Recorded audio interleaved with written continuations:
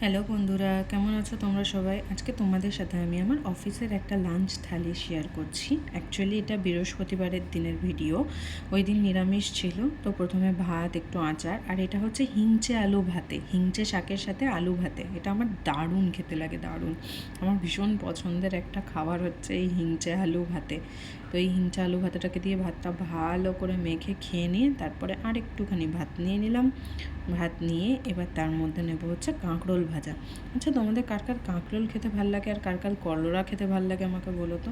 আমার করলার থেকে না কাঁকরোলটা বেশি ভালো লাগে, জানো। কাঁকরোলটা বেশ একটু মিষ্টি মিষ্টি লাগে, একটু আবার করলার মতনই দেখতে। তো আমার কাঁকরোলটা, আমি করলাও খাই না এরকম না, তবে কাঁকরোলটা আমার একটু বেশিই ভালো লাগে।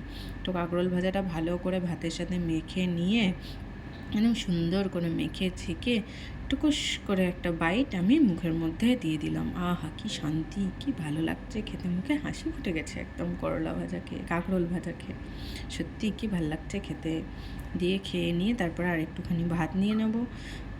আমি অল্পই ভাত নিয়েছি, সেটাকে একটু বাড়ে বাড়ে নিয়েছি। আমার একটু এরকমভাবে খেতে ভালো লাগে, যে বাড়ে বাড়ে ধরে এক একটা পদ এক এক ভাত ধরে।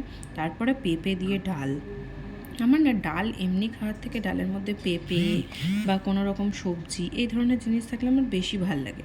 তো পেঁপে দিয়ে ডালটা দিয়ে ভাতটা ভালো করে মেখে নিয়ে একটুখানি আচার সাইড থেকে নিয়ে, আচার আর ডাল, ওয়াও, এই কম্বিনেশনটা জাস্ট ওয়াও। এটা মুগ ডাল ছিল, পেঁপে দিয়ে মুগ ডাল। এই কম্বিনেশনটা কোনো তুলনা হবে না। ডাল দিয়ে লেবু কিংবা ডাল দিয়ে আচার, এটা বোধহয় মানে সবার একদম শান্তির খাবার একটা।